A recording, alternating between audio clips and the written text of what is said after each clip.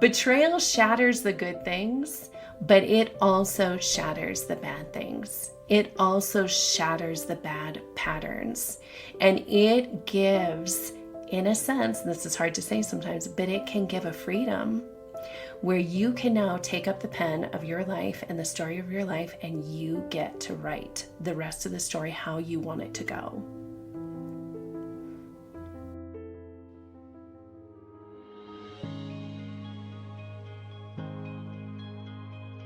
Friends, on today's podcast, we had a wonderful woman named Tammy Gustafson on. She's a counselor, she's a coach, she does retreats in Paris. She's going to talk to us about that.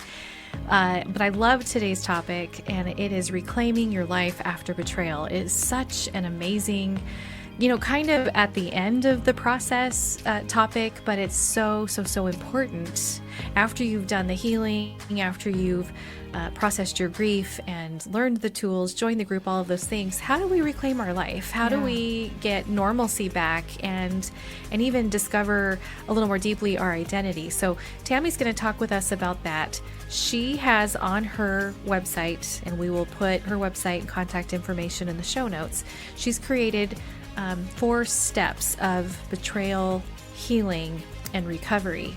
And so she's going to talk with us about step 4, which is reclaiming your life after betrayal. And so we're really excited. We learned a lot. There was a lot of validation and affirmation in our conversation, and we're excited to invite you all into our conversation with Tammy. Yes, Tammy Gustafson has also a Betrayal Healing Conference. And you're hearing this just in time because this year's conference is on January 22nd through 26th of 2024. So go check it out at betrayalhealingconference.com. The conference is a 5-day online event designed specifically to help women who've experienced sexual betrayal and to get off the emotional roller coaster, gain some confidence, and determine their next steps. So there's 30 speakers. I get to be one of those speakers, and there are also experts and leaders in the betrayal healing, and will provide these practical guidance and empowering steps that you just won't want to mix. The conference is actually completely free. So go ahead and head over to the Betrayal Healing Conference after you listen to this podcast, and you're going to get a little taste as to who Tammy is, what she does, what she has to offer. Highly recommend her, and I'm looking forward to continuing to collaborate with her, not just with this conference, but here on the podcast as well. So take a listen, listeners, and enjoy this wonderful content from Tammy Gustafson. Welcome to the Betrayal Recovery Transformation Podcast, your place to reclaim your life after betrayal. My name is Jen Howie. Hey friends, my name is Chris Rocha. Thanks for joining us today. On today's podcast, we have Tammy Gustafson. She is what I would say a formidable woman, and you'll find out throughout this episode why I'm saying that about Tammy, because she's going to unveil herself. I know it. But fun facts about Tammy. She has a Paris retreat, you guys. So we're going to hear more about that at the end of this episode. But let me just say, I want to go. You want to go, Jen? Yes, I do very much. Right? Yes, a cafe in Paris with Tammy. Yes, please. And she is a formidable skydiver. She has so many nuances, but most importantly, she has an incredible expertise when it comes to the world of betrayal, trauma, and recovery. Yes. Tammy's a coach. She's a counselor. She's a writer. She's a speaker. She's passionate about walking with women through betrayal, because this is her story as well. And this combination gives her a really powerful and unique perspective on the healing journey. Tammy brings strength, clarity, and compassion to those she walks with, helping them to find their voice and set healthy boundaries, untangling them when they get stuck, and helping them reclaim their worth and value. Yeah, and then in addition to that, in addition to helping women really heal from betrayal, Tammy is a licensed professional counselor, as if it couldn't even get any better. Here she is, licensed and everything.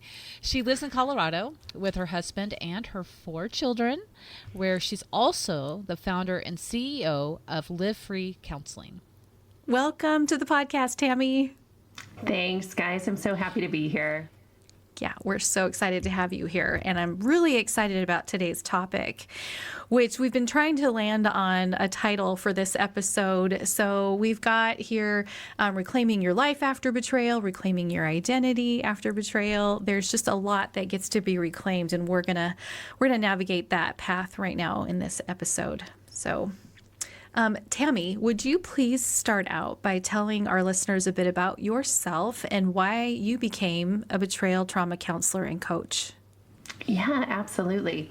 So my journey into the betrayal world really began almost 10 years into marriage, into what I naively and perhaps arrogantly thought was the perfect marriage. And then that is where the first signs of my husband's pornography addiction came out. And he gave a little glimpse into that and told me a tiny little bit. And then that was it. And I cried and he said he would never do it again. And I believed him and I forgave him and off we went. And then, of course, that didn't heal anything, actually. And so everything just kind of low-grade simmered for about a year until I was really ready to face it. And that is when the truth really blew up. And that was really what I consider our D-Day, which was almost 9 years ago now. And so that was the process, or that was the start of, as we all know, a very deep, very long healing journey where thankfully we landed with a counselor who really helped us get going right away. And my husband, thankfully, did the work. And I did a lot of my own personal work and personal healing along the way. And so our marriage did make it. And my husband is now also a counselor. And he works with couples and men. And I work with women. And, honestly, I was not one of those women who wanted to use my story for good. I went in kicking and screaming. I used to say my story can die 1,000 deaths. Yes. I was not interested in helping anyone with it. But it was one of those step by step, and where my heart and where my passion just continued to grow and grow until now. I've always specialized in PTSD and trauma. I've been a counselor for about 15 years. But since then, over time, my passion and my specialty has really honed in a lot on the betrayal trauma, and it is such a sacred honor to walk with women through this process, and so I'm so happy to be here. Oh my gosh. Well said.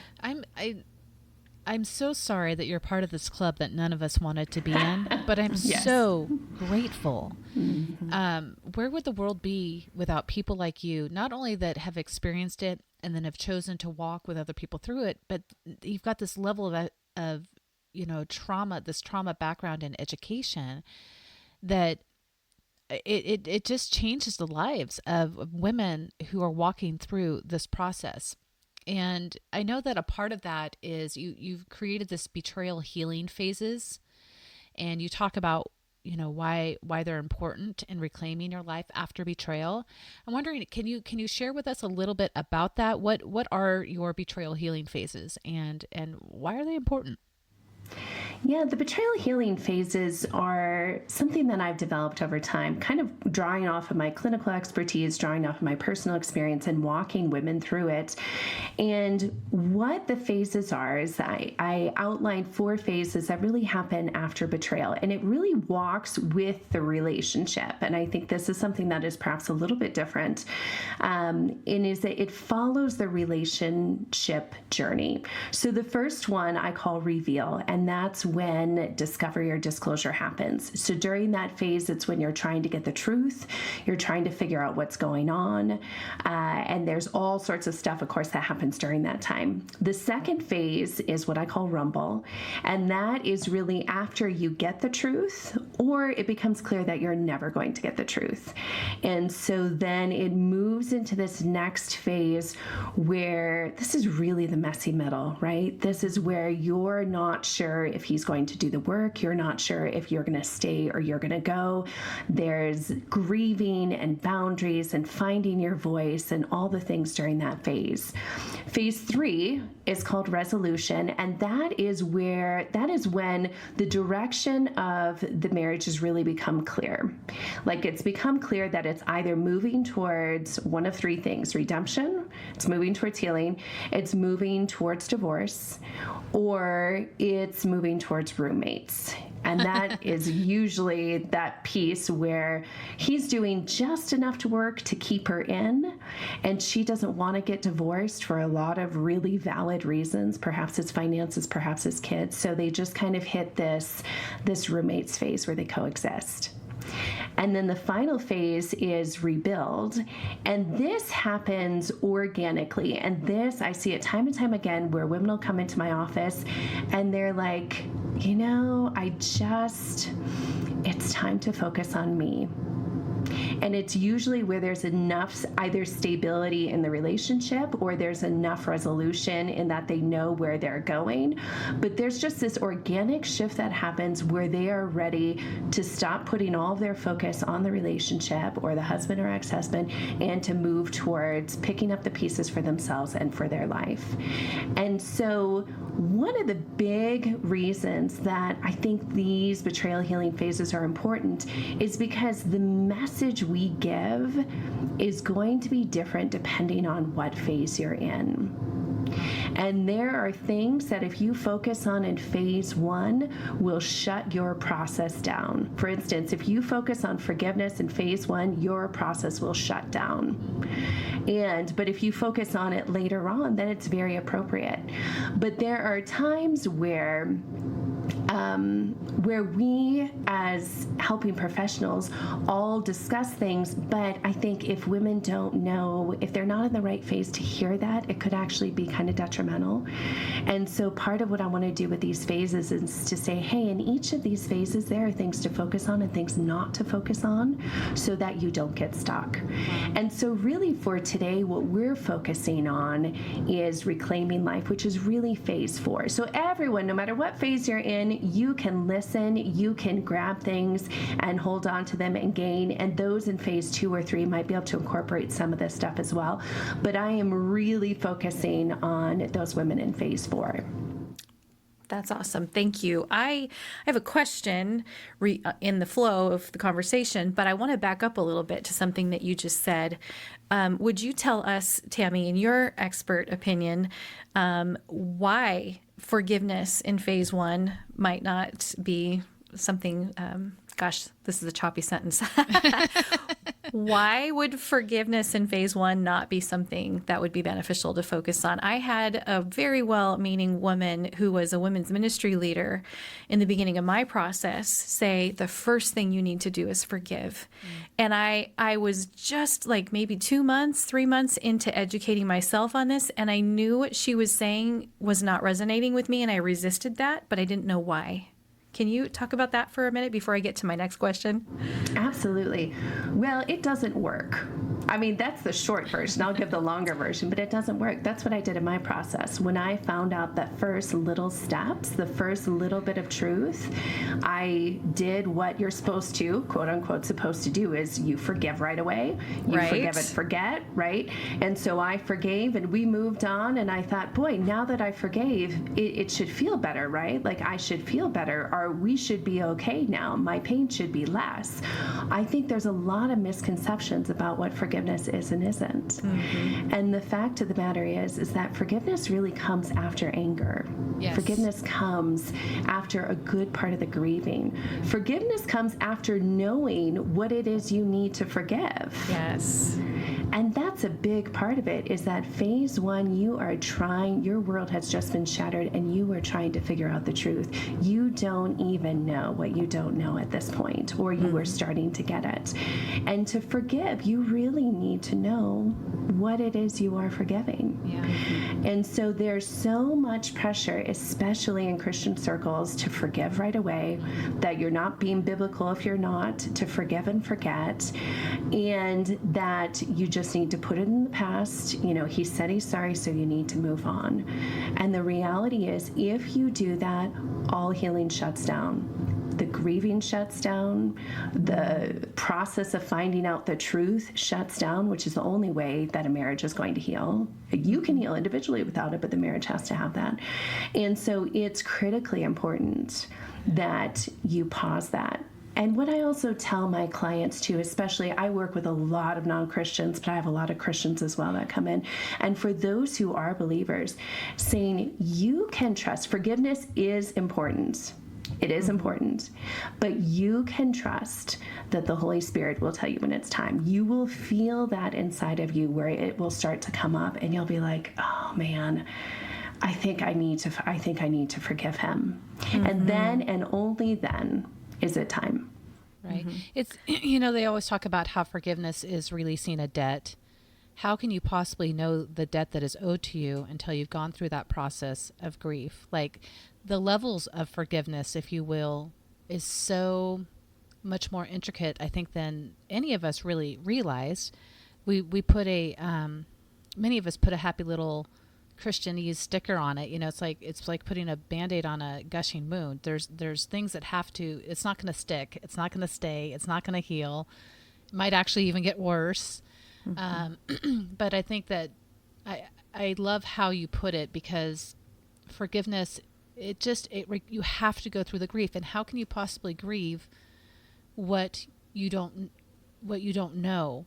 You know what I mean? So, I mean, you might know the circumstances of some of the things that he's done, but you don't deeply know how it has affected you until you've gone through grief. And now once you've gone through grief, now you know what you're forgiving. And it's a completely different healing experience than if you were to just forgive automatically. Like the Bible says to forgive quickly. Yes, there is an element of that. I'm forgiving enough to stand here in front of you and not throat punch you. So that's good. So, but still, you know, that forgiveness is a process. It's not one fell swoop. And I think it's important not to put a timeline on forgiveness. I think it is much more important to be open to the Holy Spirit. And I think there are different paths. Like for my story, my husband was a pastor when life blew up. Unfortunately, the church really vilified me. And I had a lot of pain there. And so I got to a place of forgiving my husband, who was very sorry, and who was working hard. But the reality of the church and that relationship, it took me 2 years beyond that to get to a place where I was even ready to focus on forgiveness there. So I want to recognize that there are different timelines, and there can be different paths based on who hurt you in the relationship that you have with that. So I just want to give a lot of grace and a lot of freedom for this and say, it's okay to put it on the back burner and to trust that it will come up when it's time. Yeah. I love that. Thank you. That's beautiful. I love the grace and space that you're giving. And thank you for the little sidebar conversation on that. When I realized that, because I grew up in the church, and forgiveness, I actually never looked up the definition of the word prior to this. And it was one evening after we had just watched a sermon on forgiveness together, my husband and I, that I looked up the definition. And I was holding on to, I will not forgive, because they knew what they were doing. The people in this story were intentional. Jesus said, forgive them, Father, for they know not what they do. But these people knew what they were doing. The porn industry knows what they're doing, etc. Right? So I wasn't going to forgive because it was intentional. And when I realized it meant to release a debt, I remember saying to God, okay, Lord, I can do that. The debt's being acknowledged. No one's saying I wasn't wronged or offended or hurt or wounded. But it's saying to release the debt that's being acknowledged. And when I said that to the Lord, I swear I could hear him say, good, because the debt's not owed to you, it's owed to me. And that was comforting too, to know that I could take this burden and give it to God, and He would collect it. He would take care of it for me. That was a relief. But you're right. The timing this was probably 2.5 years into my process. So yeah, timing is critical. I love what you said. Listen to the Holy Spirit. Okay, so my next question for you, Tammy, is what things do women need to consider when they're reclaiming life in phase 4? Yeah.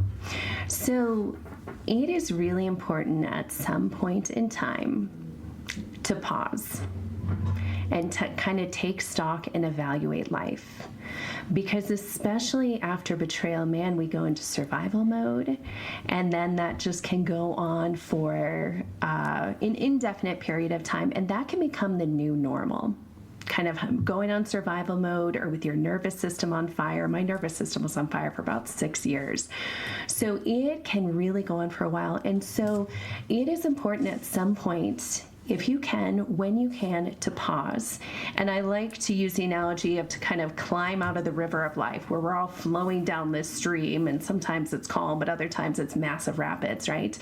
But a lot of times we're flowing and we don't really know where we're going. And so it's important to like swim to the edge of the shore, climb up on the side, and just take a moment or a day or a week to pause and go, okay, how am I doing? Where am I at? Where has my life been? Where am I going? And so what I'm offering as we talk through this is really a framework for personal reflection, and really a framework for a personal retreat if you want to do it that way. So you talked about my Paris retreat. I love retreats. I have done solo retreats to Paris many, many times, but also just on my own and going up to the mountains in Colorado or doing a retreat with a friend, because I find it so incredibly valuable to pause and take stock of life. So here's some things I'm going to offer you in the quietness of your home, or if you want to go on a weekend retreat by yourself or join me in Paris. But the first one, or the 3 questions really to kind of dive into. First one is, what did you lose? The second one is, what did you gain? And now the third one is, what do you want? And so starting with that first question of what did you lose with betrayal, it's important to pause and identify that. It's important to pause, and I want you to physically make a list, to sit down and make a list of what did I lose? Like, let's take stock. Let's get real here. And let's take stock of, how has life changed? What did you lose? And really that could be external, right? That could be you lost a job. Maybe you had to move because of what your husband did. I think we have all, or at least I'll speak for myself, lost friendships over this. Finances are a huge one. Right? And if not in what he did in the process of his addiction or sexual acting out, the process of healing is expensive, right? Mm-hmm. And then another big one is your body. Like, there are so many women who have health issues after this, from all of the stress hormones and the cortisol and the adrenaline that are flowing through our system for long periods of time. It could be health, could be your body, either gaining weight, either losing weight, or that relationship with your body. So really sit down and making a list of that and honoring those losses and allowing yourself to grieve those losses. So that's the external part. There's also an internal part. There is an intense loss of innocence in this. Yeah. I don't know about you, but I know more about things I never, ever wanted to know about. Yeah. Right? Yes. There is a loss of innocence. Being naive is... Ignorance is bliss. Yeah. Yes. Yeah. Absolutely. And ideals. Like, no one thinks that their marriage that this is going to be their story. Right. Nobody believes that. No, I never in a million years would have thought so. So the ideals, the dreams, the future, the past of all of those memories that now you're going like, oh my gosh, you were doing that then. And like, is anything real? The roles, like maybe you were a stay-at-home mom and now you're like, I can't trust him with finances. I need to go back for my own safety. I need to go back and get a job. It may be your sense of purpose or your sense of identity. So there's a lot of things there that it's just important to pause, because if we don't identify this and if we don't grieve it, it doesn't mean it's not there. It just means it's unprocessed. Yeah. Ooh, good. Yeah. Grief is the process we have to go through to heal, right? Yeah. Press into that, ladies. Press into the grief. Yeah, I really believe that the grieving process is the healing process. It is how we work through it. And we have to remember that that includes anger and sadness. It includes them both. And if we pull one out, we'll cycle in the other. So it's really important to honor those emotions. And there are a lot of emotions, as we all know. Right. Oh, gosh. Yeah, that adage is so overused, but feel it to heal it is true. Mm-hmm. Yeah, and it's really hard to... It's really hard to even consider that there's something to gain here when we're going through the process, because it just feels like a bunch of losses, loss after loss after loss. And I think, like in my first marriage, I was like, we're going to show God's glory, it was all gain, but I hadn't counted the cost. I hadn't counted the losses. And so it gave me such a false sense of, honestly, hope. And so tell us a little bit about, Tammy, what is there to gain, if anything, in going through this process? Yeah, I think part of that self-reflection is to notice everything. Right? And so I've talked so far about noticing the losses, but the reality is, especially for those who are farther along and for those who are early on in this process, just tuck this in the back of your mind and then walk away from it. There is also a lot of gains that can happen. And I want you to list those as well. But before we go there, I want to make a big hard stop for a moment and say, there's a difference between noticing your gains, noticing your growth and being grateful for that, and being grateful for the betrayal that caused the growth. Can I just pause you there and say, I've got your Instagram post from yesterday pulled up here. I was thinking the exact same thing. Yep, I got it. Yep, I actually journaled about it yesterday because this was a growth moment for me, because I have said multiple times, I'm grateful for the betrayal. And I was reading a testimonial yesterday from a woman who said, because of all of it that I've gained, I would go through it all again, even though it was excruciating. The benefits were exponential for her. And I feel that. So, but your Instagram post yesterday said there is a difference between being grateful for your growth and being grateful for the trauma that caused your growth. And your explanation for that, or your little commentary, was, in case you need to hear this, you don't ever have to be grateful for betrayal. That was a mindset shift for me, Tammy. So thank you for posting that. And you go on to say, sometimes there's pressure that you should be thankful for the betrayal because of the growth you may have experienced, or that being grateful somehow proves that you're healed. Betrayal is traumatic, period, and you never need to be thankful for trauma. So that was amazing. So just to piggyback on what Jen was saying there, and that was a mindset shift. I think I'm going to change my phraseology now to say that I'm grateful for the growth that it produced. I can't say I see what God did there. And I have said that I can't think of any other situation that would have lit us on fire and made us run for the water like betrayal trauma would have. Not finances, not health. This had a unique, there was a unique combination that I think God knew this was what was needed, so he allowed it. He didn't cause it, but he allowed it. I love how you and I, Chris, we're so alike and so opposite at the same time, because I'm not grateful for it all. I hate it. I still hate it to this day. I acknowledge the growth. I'm grateful to God for what he's done. I've seen the way I've experienced God he could have used, honestly, he could have chosen some different ways to do it, right? But he didn't. He didn't do these things. He allowed these things to take place, and of course showed up in ways that are in line with his character. Yeah.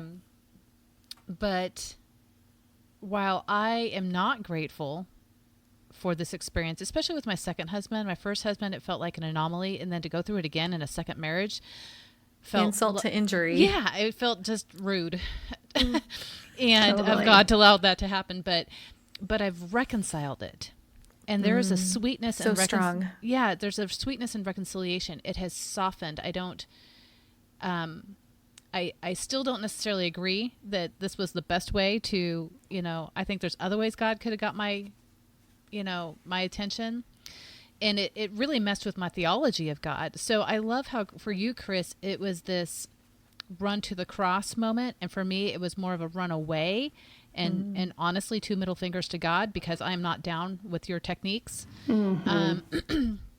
And then I experienced God in a different way, and I think many women are like all three of us. The experiences are very, very different. So I think Very what you're unique. saying here, there's a validation that there's not a formula to us experiencing God through this. There isn't.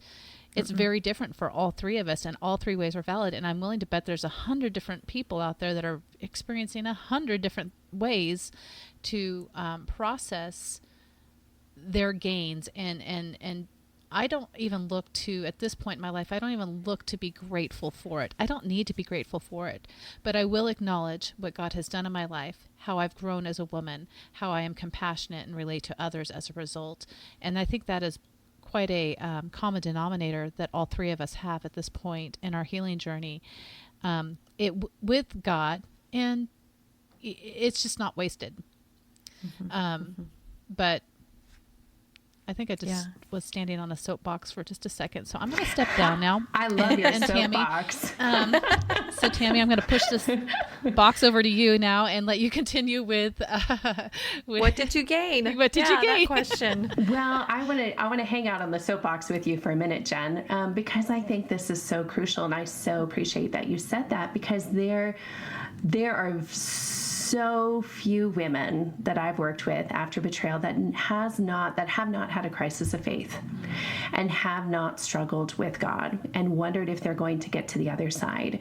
And so for those that are struggling with God, that are angry at God, I just want to let you know that He's got you. He's big enough to handle that, and it is okay. It's already inside of you. So speaking it to Him is the way through this. Yes. And I often give the analogy of, if your child is really angry and hurt at you, would you, especially those who are older, would you rather that they got mad and yelled and said all the things, or would you rather that they just walked away and just left the relationship? Kind of depends on how conflict avoidant you are.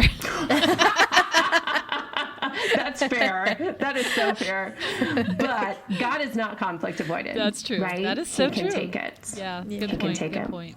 So let's go back to the gains, though. So some things that could be gains, and I do want you to take a moment and make a list for it. And this may bring up stuff. It may bring up anger. It may bring up all that kind of stuff. But process through that as well. Strength.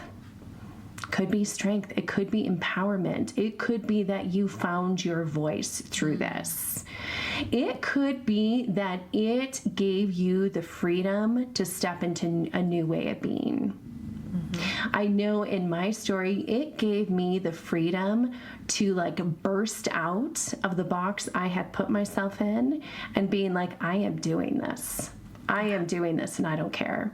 And the interesting thing about betrayal is that we use this term a lot, that it shatters. It shatters us, it shatters life, and it does. But I think oftentimes we only think about it shattering the good things. The reality is it also shatters the bad things. Can you say that again, please? Yeah. Mic drop. There it is. Betrayal shatters the good things, but it also shatters the bad things. It also shatters the bad patterns. And it gives, in a sense, and this is hard to say sometimes, but it can give a freedom where you can now take up the pen of your life and the story of your life, and you get to write the rest of the story how you want it to go. Amen. Wow. Yes. I just, whoo, just going to soak in that for a minute. So beautifully said. Bullseye. Yep. I've lived that. I can see, and Jen's celebrating in the background. Friends, you can't see her, but her hands are in the air going, yes, God. Yeah, we all have different origin stories, even different families of origin, different baggage we brought into our relationships or into this betrayal situation, but the outcomes are often the same. Not always, but often. And that's one of them, isn't it? Absolutely. Yeah. Beautiful. Yeah. Keep going, Tammy, keep going. Yeah. Give us more.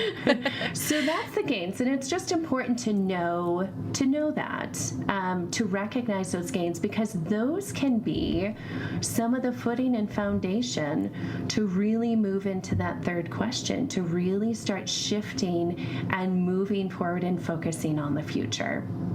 Yep. So grab those gains, own them, stand on them, and then move forward. Do you want me to dive into the third one? Let's do the third one, which was, what do you want? Right? Yeah. The next one, yeah. Okay. So ladies, this is your chance.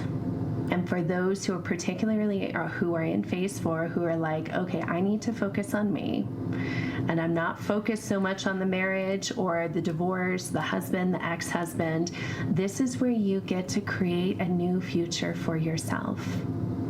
Ladies, you have one life to live. How do you want to live it?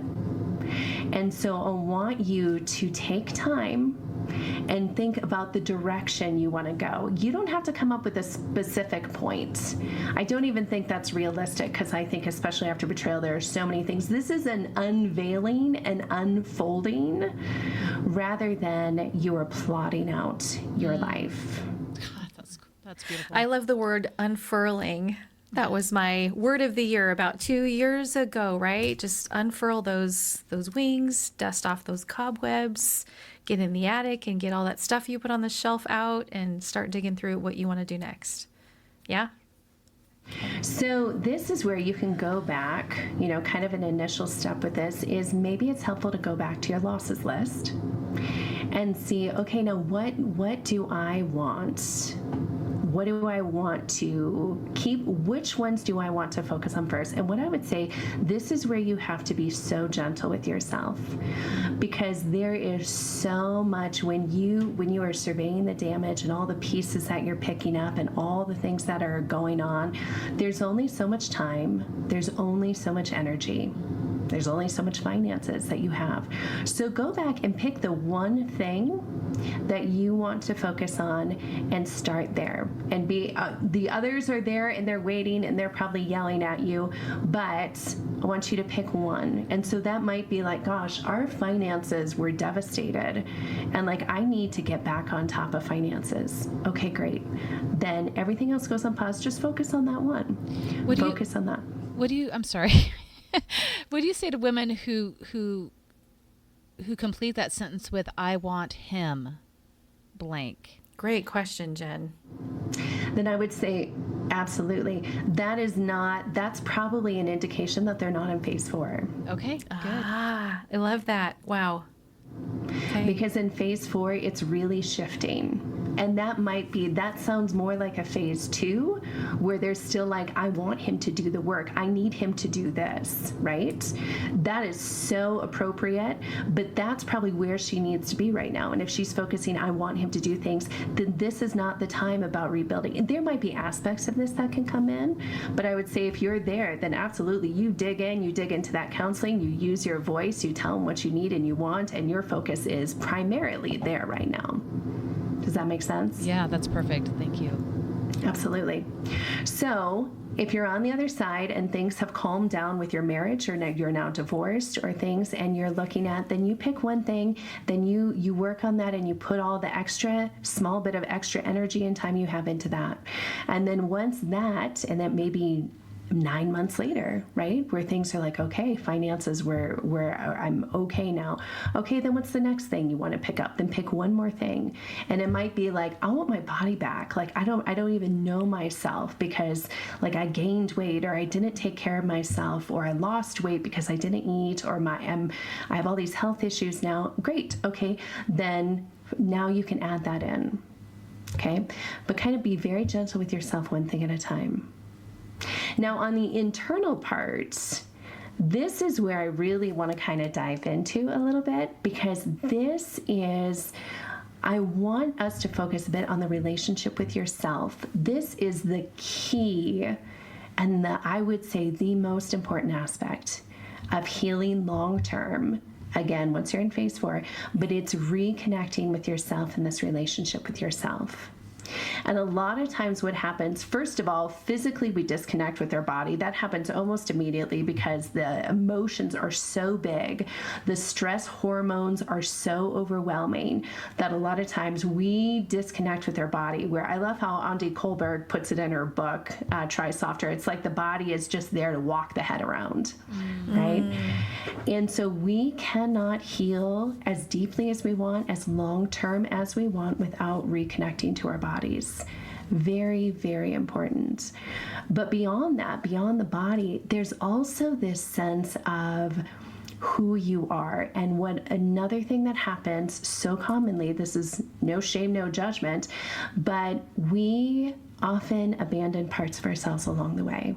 We don't even know we're doing it, let's be honest. Yeah. But there are parts of us that just get abandoned along the way. And one way to tell this, I call these pain pockets. And it's when you use the words, when you think back and say, I'll never fill in the blank. And we think this is just about our husband. And it makes sense, because in the moment when we're doing this, why we're doing it is we're saying, this is so overwhelming and too much that I just need to take this aspect and I need to bury it and take it out of the equation, because it's just, I can't even deal with all that's on my plate. So I'm going to take this one out. So I'll never. I Go thought ahead. that I'll never was a boundary. I don't think that now. But initially, I thought I'll never meant standing up for myself. So what I hear you saying is that's actually abandoning myself, not standing up for myself. Interesting. I think that's the end. That's the end that happens. I think in the moment, you do whatever you need to do. There is no shame, no judgment with this. And we all do this. I'll never trust him again. I'll never be naked in front of him again. I'll never step foot in that restaurant again. I'll never, I'll never look at that picture go on vacation again. Absolutely, right? Yeah. And in that moment, what I would just say, one way, if you're in the midst of this and you're starting to hear yourself say this, maybe rewording it and saying, right now I am choosing not to. Oh, that's good. Because what happens with the I'll never is that if we hold on to that, we take the I'll never and we bury it deep in a vault. The problem is that an aspect of us always goes with it. That's the part of abandoning. Not saying that, not drawing a line of like, this is not healthy for me, but what happens is part of us goes with it. So I'll never go on vacation with him again. There's an aspect, a part of our personality of fun and letting loose that gets connected with it, and it gets locked down. And there's your next social media post right there. That is so relatable. I did that, the oaths and the vows of I'll never, in an effort to protect myself. Yeah. And that is so accurate. I absolutely left parts of my dreams and my hopes, but it was that building a fortress that I was going to lock myself away behind. And the bummer part about that is that, like you said, I appreciate no judgment in that. We do what we need to do in the moment, but I did have to put some effort into tearing that fortress down as part of my healing work. So Exactly. And you can go back and heal those. The problem is it takes they can stay down forever. You don't ever actually have to pull them out. It's okay if you choose not to. But the problem is part of us goes with it, right? And you also have to know that when you open those back up, they're buried, whatever intensity they're buried with, that will initially come back up with that same intensity. Now, it will probably subside because you're in a different place at that point, but you just have to be aware it takes great courage and risk to identify those and go back, because it is a lot of vulnerability. It is worth it, but it's hard. Yeah. It is. I remember thinking, I'll never leave the remote in the house again. So I used to pack it in my purse. I would take it with me. And then, of course, in addict-like fashion, you could put remotes on your phone. So, but I hear what you're saying, because as a result, what I threw away, I was engaging in anxiety and fear and all of that, which I already had just because I was going through it. But by taking that remote with me, I'll never leave that remote again. That meant I had to be responsible. What I threw away was the freedom to just leave my house. Now I had a checklist of perceived safeties I needed to do to just leave the house. And so I was definitely forfeiting a part of me, part of the freedom that I had. And I know, Chris, you've said it a couple times, and I just want to keep reiterating. Thank you, Tammy, for creating space. Like, that's okay. That's okay. That's where you are now. And because it allows us to revisit the I'll nevers in ways that are, in amounts that are, I don't know, that we can handle it, essentially. Yes, that's right. And one of the things that has been helpful for me in this is to get under the why. I made this vow. I said this oath. Why? What's underneath it? What am I after? What's my gain here? And unpacking that was rich when I was ready for that, because it does take some new capacity to do that. Sure. I mean, it understanding how it serves us rather than judging it. I think I spent a lot of time judging my behaviors rather than getting curious about them and understanding how they were protecting me, and then being really soft toward myself in that area. Like, oh, Jen, you're experiencing fear, and he's not in that durability stage yet, so it's reasonable. And then being nice to myself rather than some of the negative self-talk I was having as a result of some of the behaviors I was engaging in an effort to stay relatively unfazed, which is really pointless, because unfazed is not a thing in betrayal recovery. Right. Well, and also here we need to go back to that there's no timeline here either. Again, you don't actually ever have to pull these pain pockets up if you don't want to. And if you do decide to, there is no timeline on this either. We are 9 years past betrayal. My husband is doing great, and he is safe, and our marriage is restored. There are still some pain pockets that I'm like, no, not.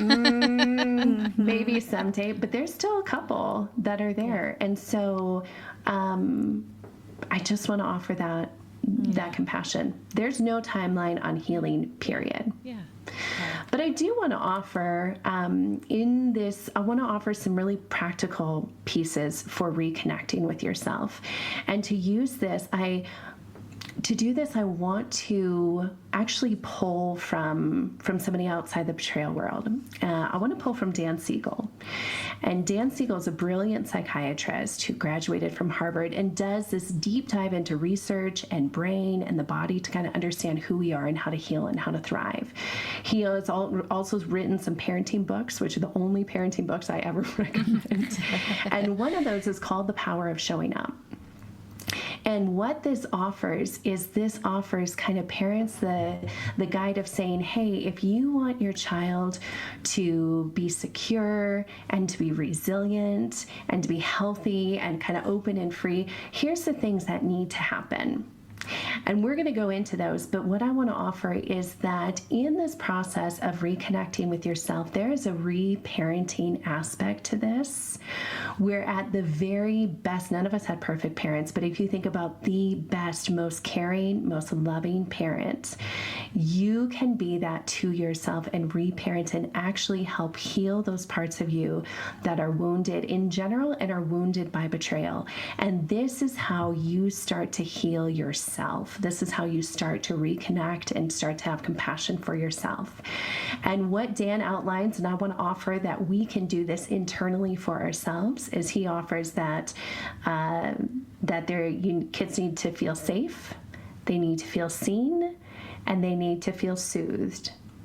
And if you can provide that, or if internally, if you can provide that for yourself, then what results is they will feel secure. You can feel secure. So if I can lean into those, so being what safe means, or providing safety for yourself, okay, that may mean action. Okay, that may mean asking yourself, what do I need to feel safe? And taking action on that, because your safety is important. You cannot heal without safety. So it is critical in the long run. And that's creating an atmosphere that prioritizes your safety and listening to yourself. It's also working on your nervous system to help your body calm. And there's also this piece where we can't stay in self-protection. That is actually not the most loving thing for us in the long term. And so also providing the sense of safety for yourself is providing safety to go, it's okay to risk. You are safe enough now. You are strong enough now. It's having that self-talk. And honestly, to heal is to risk. And so it's encouraging yourself to take risks that are appropriate, to celebrate your courage when you do, to pick yourself up when you fall, and to be loving and to provide that space of this internally. I'm going to provide that safety for myself. I'm going to give myself that safe talk. Seeing yourself, that aspect of being seen, that's the part of accepting all parts of you and all of your emotions. None of them are bad. Anger is not bad. And I can hear Jenna Reimers right now going, yes and amen, girl. Preach, Tammy. Exactly. Yes. And Jenna does a great job of unpacking the internal family systems model, which really talks about the parts of ourselves. And this is not multiple personalities. This is, if you had asked me this morning, how do I feel about getting up this morning? Well, part of me is excited about the day. Part of me wants to stay in bed all day. Yeah. We all have parts. But it's a matter of responding to all of them and accepting those parts of us, even that are really uncomfortable for us. And saying to yourself, all right, there's a part of me that is just so angry, and I accept that. There's a part of me that wants to run back to him and just wants everything to be okay, and I accept that. And all of those parts can have a room. They talk about having room at the table, right? Yes. And it's not judging them, but it's accepting them. And then the last one is soothed. And I like what Dan Siegel says about this, because he's not saying this is not about creating a life of comfort and for yourself. It is not about, the fact is we cannot prevent suffering. That will happen in life.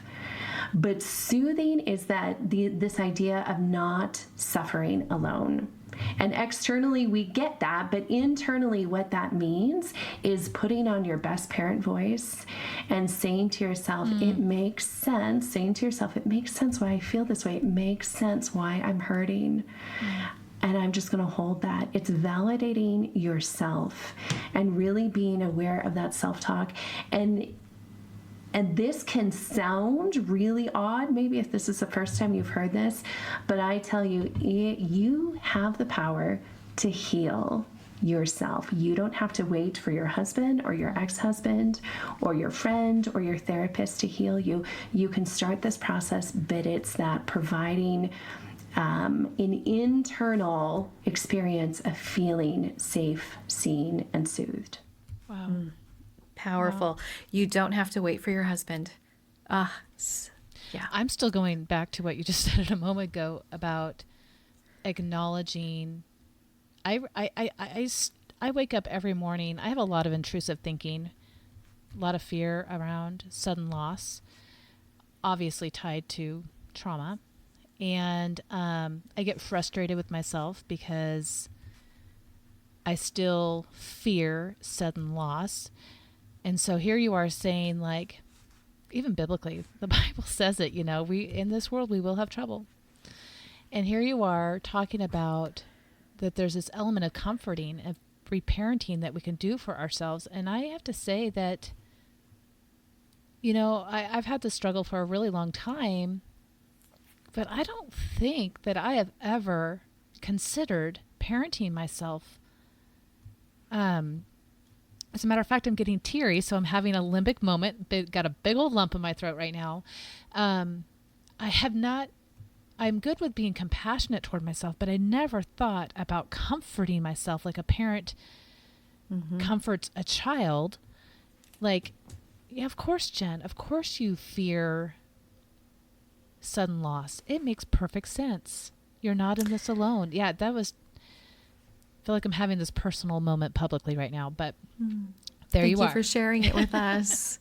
I had a therapist, a lovely lady that was a family counselor several years, 10 years ago, share for the first time the concept of reparenting, and it was powerful. My traumas go back to when I was like 4, 5, 6, a lot of those early traumas. And that's in my, you know, even speaking with Jenna, that's Chrissy, little 6-year-old me.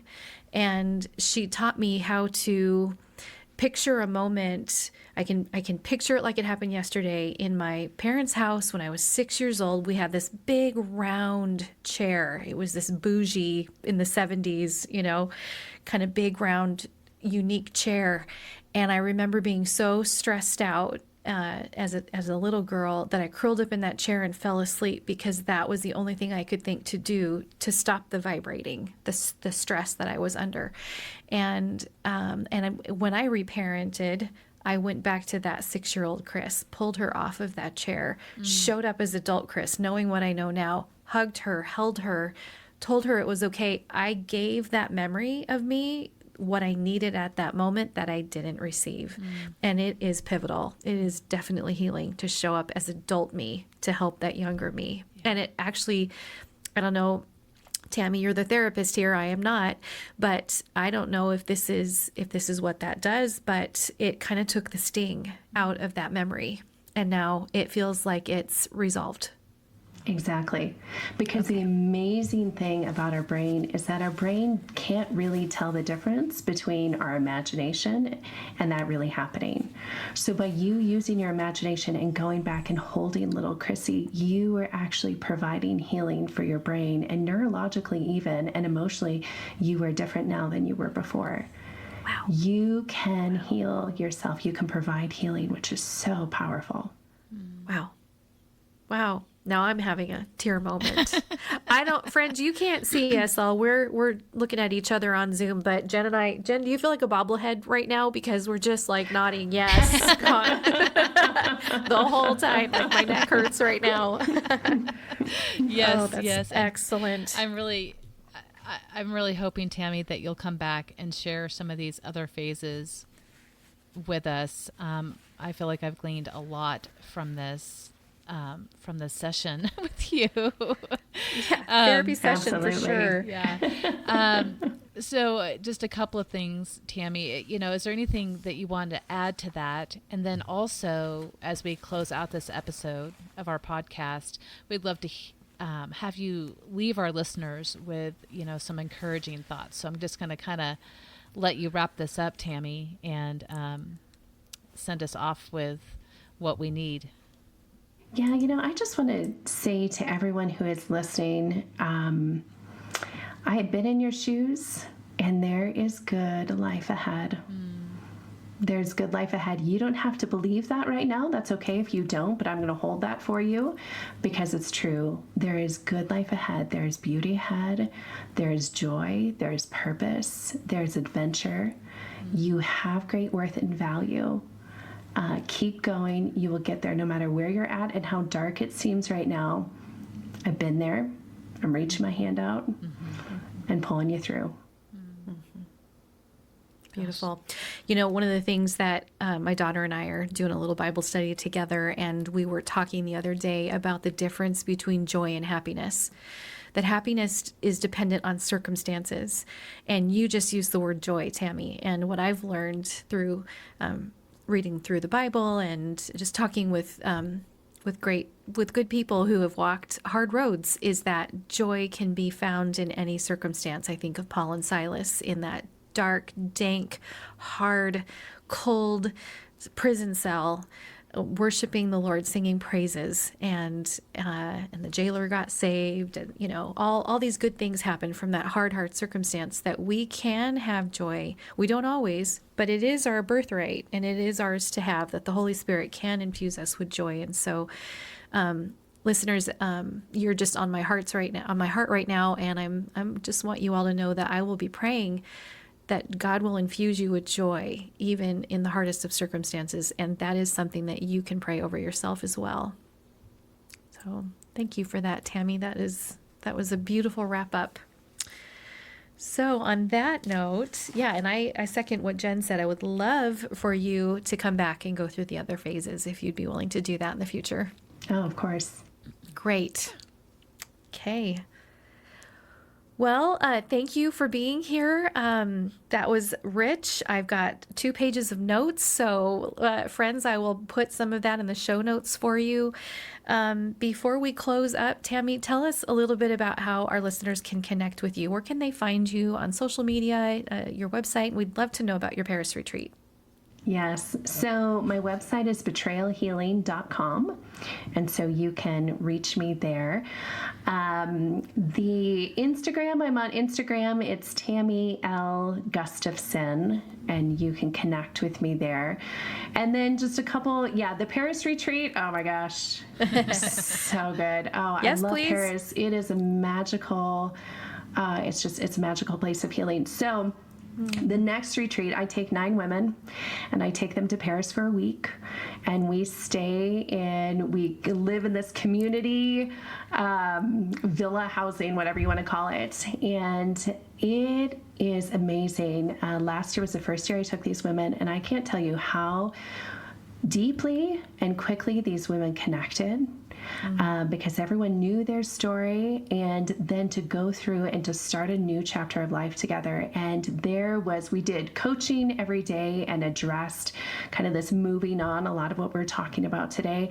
But man, then we also went and adventured around Paris together. And everywhere we went, there was so much fun and so much joy. People wanted to join our group. It was fantastic. But really, my purpose and my goal for that trip is to take a small group of women who are ready to move forward and see life and joy and beauty again, who are ready to connect with other women and to go and experience that and kind of catapult them into this next phase of life. And it's good and it's beautiful. So the next one is coming up in October, and I can't wait to go back.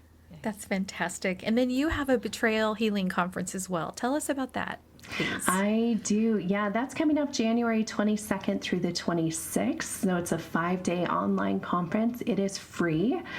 And what I have done, my desire for that conference is I am gathering women who this is our story and who are hurt, and I am gathering safe speakers. And so there are 30 speakers during that time, and they are phenomenal people who understand this. Jen is one of the speakers who will be talking about body image, which is so important. And so it's a time to come in to receive guidance and encouragement and empowerment, and to help you figure out your next step and your next step of healing. So I really hope you come. You can go to betrayalhealingconference.com and register there, and you can join us for the ride on January 22nd through the 26th. Love it. And this is your 3rd conference, right? It is, yeah. Is that right? Yeah. And it's growing. That's so exciting. Thank you for all the effort that you've put into that. I've attended both of your other conferences, and they were excellent. So, yeah. And yeah, fangirling over Jen being a speaker there. It's awesome. Well, thank you again, Tammy. Did you have anything you wanted to say before I get to a couple of housekeeping things, Jen? No, just thanks so Okay. much. Okay, I thought you were great. talking to me. You did say Tammy. And I jumped right in. Okay, Per or usual. Jen. All right. Either Nope, of you. nope, I'm Okay.